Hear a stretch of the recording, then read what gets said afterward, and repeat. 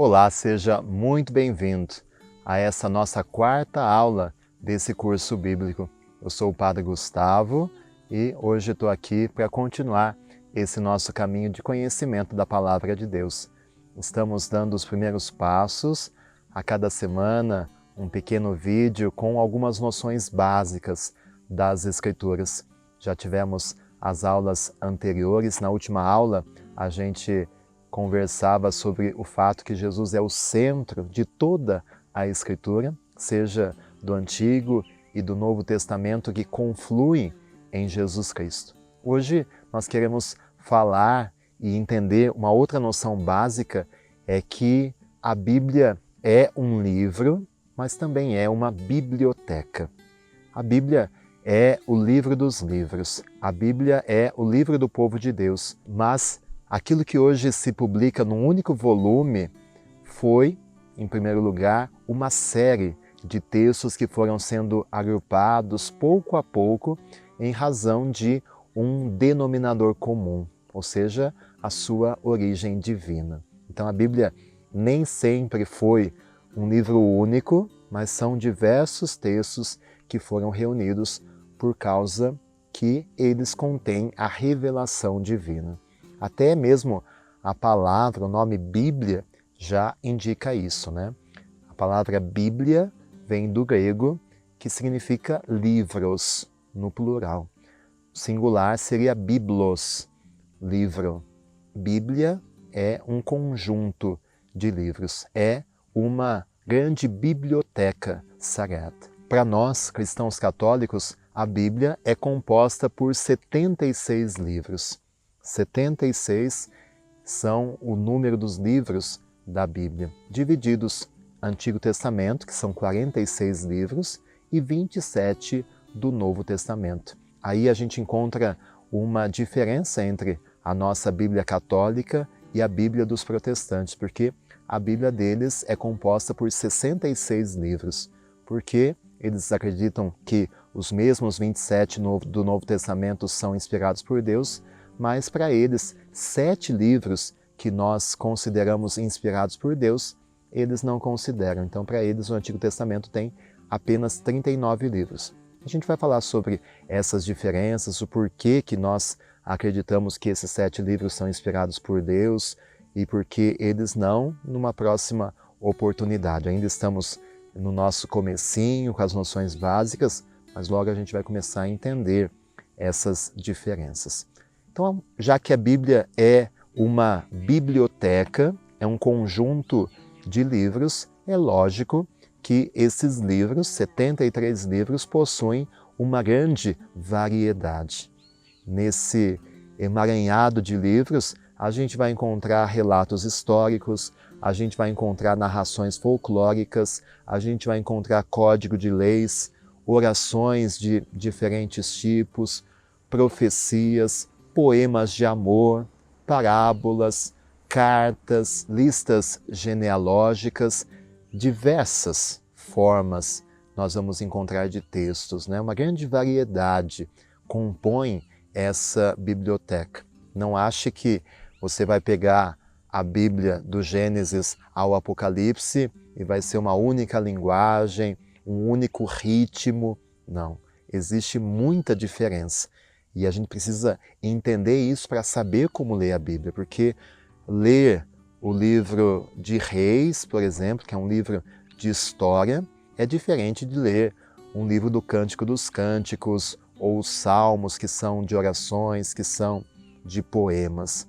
Cada livro que forma essa grande biblioteca tem o seu específico, tem a sua forma de expressar o conteúdo ali. O importante é que em toda essa variedade se revela a história da salvação. Qual que é o objetivo da Bíblia? Nos narrar, nos revelar a história de um Deus que quis salvar o seu povo. É a história da salvação da humanidade.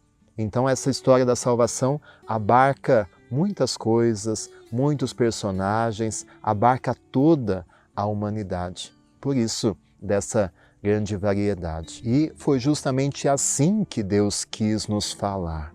Foi assim que ele foi se revelando aos homens, assim ele foi revelando o seu desígnio de misericórdia e de amor. Nessa variedade, usando o humano, como nós conversamos na segunda aula, em que a gente falava sobre a inspiração divina das Sagradas Escrituras. Então, na Bíblia, nós não nos devemos ater estritamente à letra do texto, daquilo que está escrito.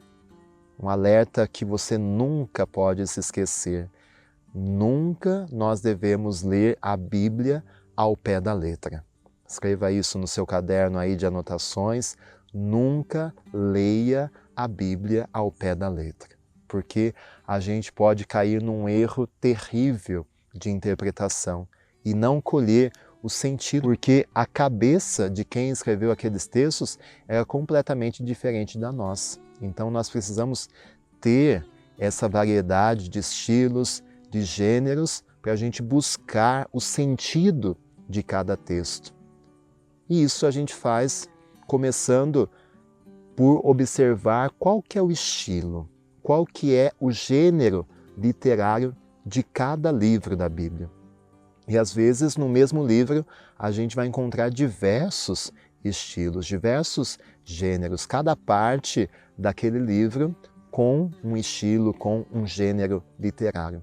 Então essa é a primeira parte. O texto que eu estou lendo é um poema, é um relato histórico, foi um mito, é uma oração, é um texto de leis. Que estilo de texto eu estou lendo nesse momento? É o primeiro passo que a gente precisa ter em mente quando a gente se aproxima para ler as Sagradas Escrituras. Talvez no começo isso seja um pouco difícil, mas só assim a gente pode descobrir realmente o verdadeiro alcance dessa palavra. Por exemplo, às vezes um mesmo fato pode ser narrado de diversas maneiras. Se contado, por exemplo, numa roda de amigos ou se contado num tribunal. Às vezes, o mesmo acontecimento é narrado de formas diferentes. Às vezes, por exemplo, mesmo num estilo único, por exemplo, pega o estilo das cartas. O mesmo fato narrado numa carta é diferente quando a gente escreve isso numa carta para um amigo, uma carta familiar, ou numa carta comercial, uma carta profissional. Então, assim como às vezes no nosso dia a dia o jeito de falar muda de acordo com o ambiente, com a situação que a gente se encontra, o mesmo acontece na Bíblia. Por que às vezes a gente quer entender ao pé da letra o relato da criação do mundo como se aquilo se tratasse de um relato científico? E não é. A Bíblia não quer transmitir uma verdade científica. Por isso, não adianta a gente ler o livro do Gênesis, o relato da criação, buscando uma verdade científica. O que aquele texto quer transmitir é uma verdade de fé, é uma verdade religiosa.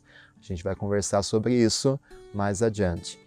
E por que, por exemplo, nos assustar às vezes se um tal acontecimento ele é relatado de formas diferentes, né? Às vezes, uma mesma passagem a gente encontra em diversos livros na Bíblia e cada uma fala de um jeito, talvez até com alguma contradição entre essas passagens bíblicas.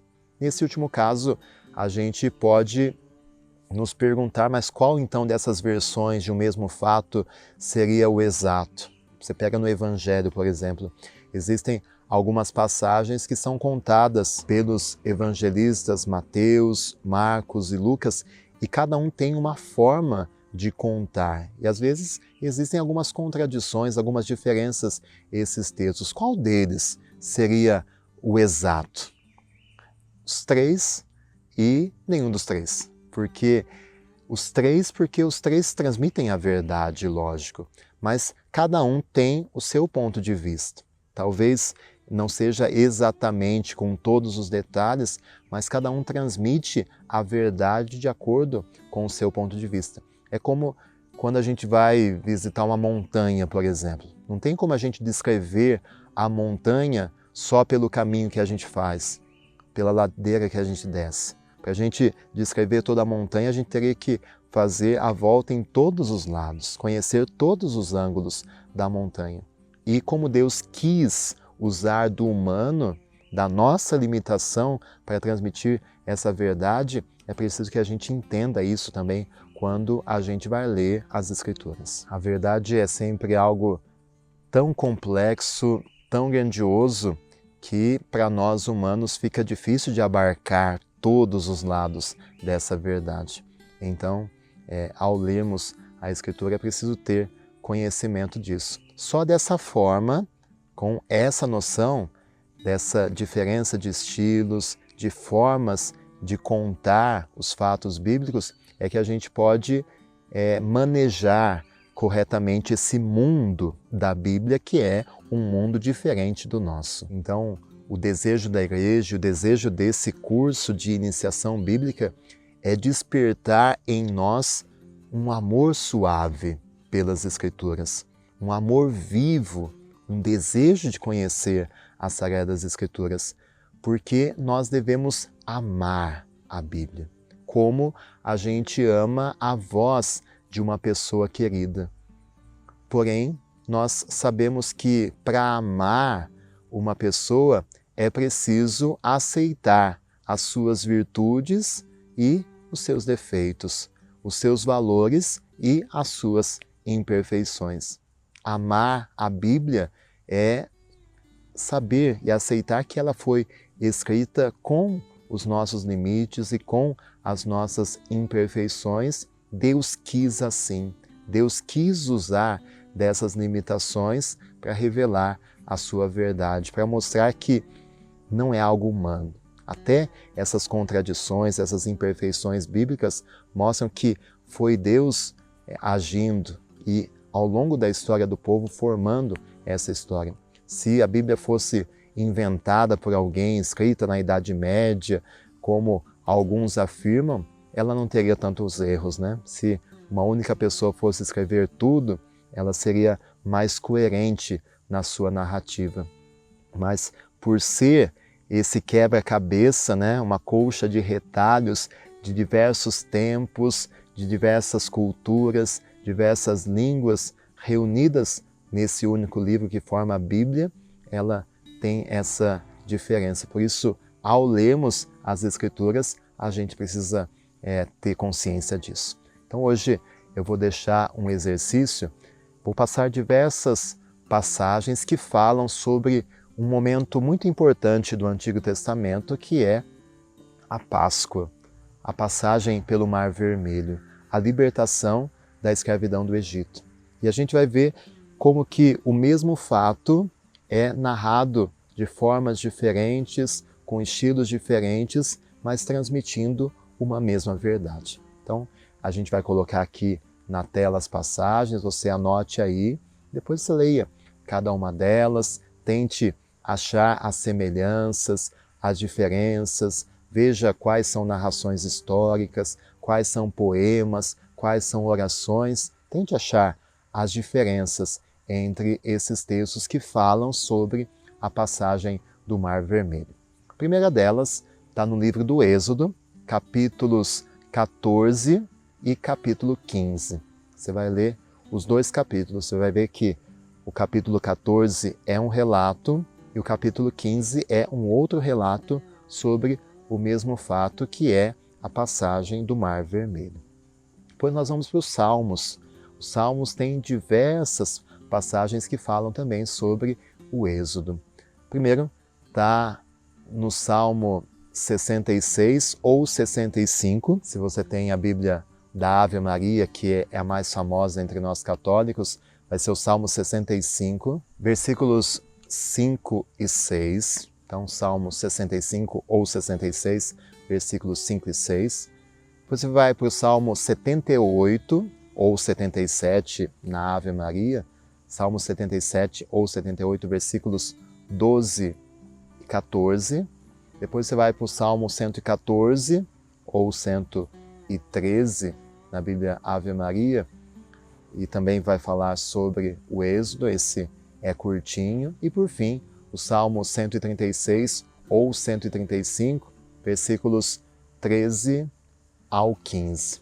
Depois dessa diferença da numeração dos salmos, a gente vai estudar também. Veja quanta coisa, quanto conteúdo, né? É que a gente não pode pular etapas. A gente está aqui nesses passos primários, construindo o alicerce, a base, para depois a gente edificar sobre esses textos. Depois você vai pegar o livro de Neemias, capítulo 9, versículos do 9 ao 12. Também mais um relato do Êxodo, da passagem pelo Mar Vermelho. E por fim, livro da Sabedoria, capítulo 10, versículos do 15 ao 21. Leia essas passagens, faça as anotações e tente identificar o gênero literário de cada um, se é um livro histórico, se é uma narração, se é um mito, se é uma oração, se é uma poesia.